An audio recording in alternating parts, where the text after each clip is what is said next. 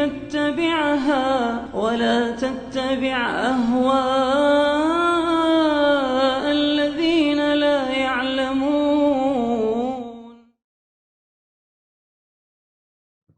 Bismillah, Ustaz. Yang saya mau tanyakan, bagaimana hukumnya kalau misalkan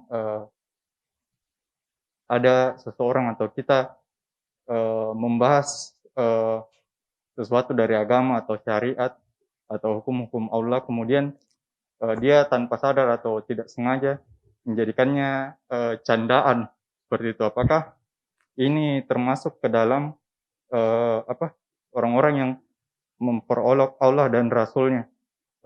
Kemudian apa hukumnya terhadap orang-orang ini? Dan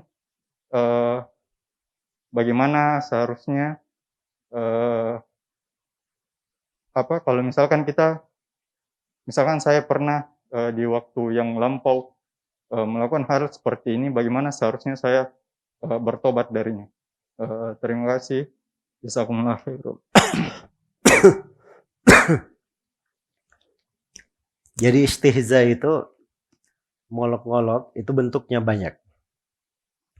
Ada dengan lisan, ada dengan ucapan, ada dengan perbuatan. Ada secara jelas, sharih, dan ada yang secara kinaya. Keterkaitan dalam hukum juga itu beraneka ragam. Hukum-hukum untuk hal itu. Tergantung jenis dia memahami kata tersebut, hubungannya dengan kata itu, apa yang dia maksudkan dan sebagainya. Iya. Jadi ini semuanya membedakan ya, memperjelas tingkatan-tingkatan. Karena itu kalau misalnya ada yang pernah terjatuh ke dalam hal yang seperti itu dan dia sadari dirinya keliru, alhamdulillah dia bertobat kepada Allah Subhanahu wa ta'ala. Jangan dia masuk lagi. Kemudian dia didik dirinya dengan pendidikan Al-Quran. Kalau dibacakan padanya ayat Al-Quran, dia mendengar. Wa ma kana lil mu'minin wala mu'minatin idza qadallahu wa rasuluhu amran ayakuna lakumul khiyaratu min amrihim.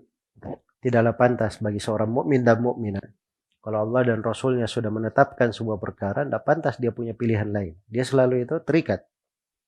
Fala wa rabbika la yu'minun hatta yuhakkimuka fima shajara bainahum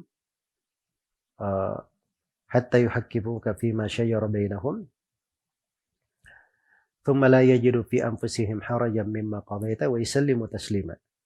Tidak demi Rabbmu wahai Nabi Muhammad, mereka tidak akan beriman. Belum beriman sampai mereka menjadikan engkau sebagai hakim yang memutuskan antara perkara mereka. Kemudian mereka tidak ketemukan rasa berat di dalam diri mereka. Dan mereka terima keputusan kamu dengan sebenar-benar penerimaan. Nah, tanamkan makna itu. Latih diri. Ya.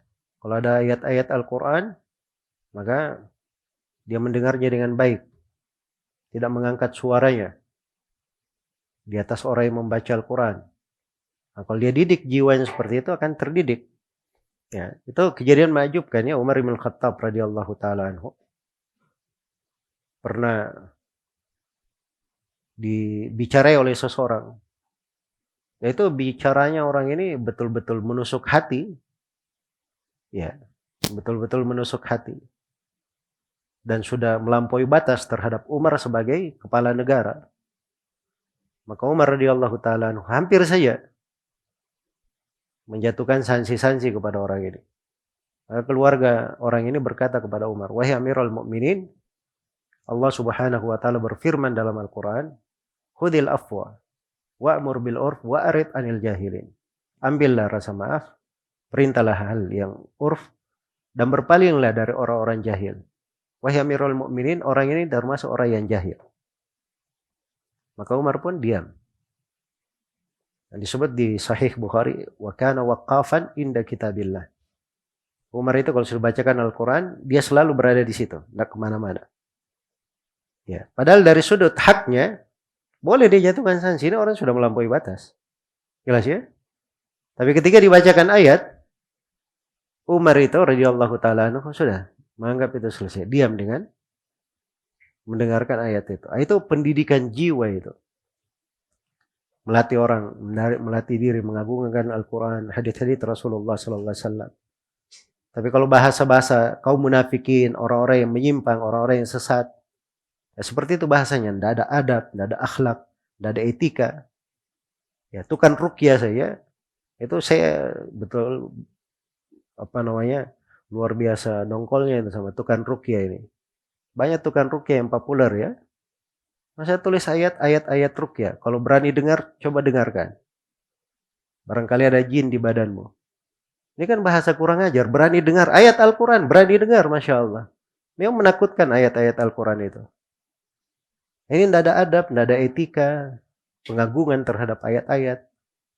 Ya kalau mau dibahasakan, bahasakan dengan yang benar. Jangan menyinggung dari keagungan Al-Quran dan keagungan hadits-hadits Rasulullah Shallallahu Alaihi Wasallam. Orang yang belajar itu punya pengagungan terhadap Al-Quran dan Sunnah, itu jelas juga dia membahasakan Al-Quran dan Sunnah itu. Ya, jelas di dalam mengagungkannya, dalam membahasakannya. Itu ketakwaan itu muncul dari hati. Dzalika wa may yu'azzim sya'airallah fa innaha min taqwal qulub. Demikian ketentuan Allah. Dan bagi siapa yang mengagungkan simbol-simbol Allah, itu berasal dari ketakwaan dalam hati. Jadi jangan ngajari orang tasawuf, mensucikan hati dan sebagainya. Padahal bahasanya bahasa-bahasa yang tidak layak terhadap ayat-ayat Al-Quran dan hadits-hadits Rasulullah SAW. Ya, pengagungan terhadap simbol-simbol Allah itu muncul dari sesuatu yang bercokol, sehat di dalam hatinya. Ketakwaan yang berada di dalam hati. Ya Allah Ta'ala.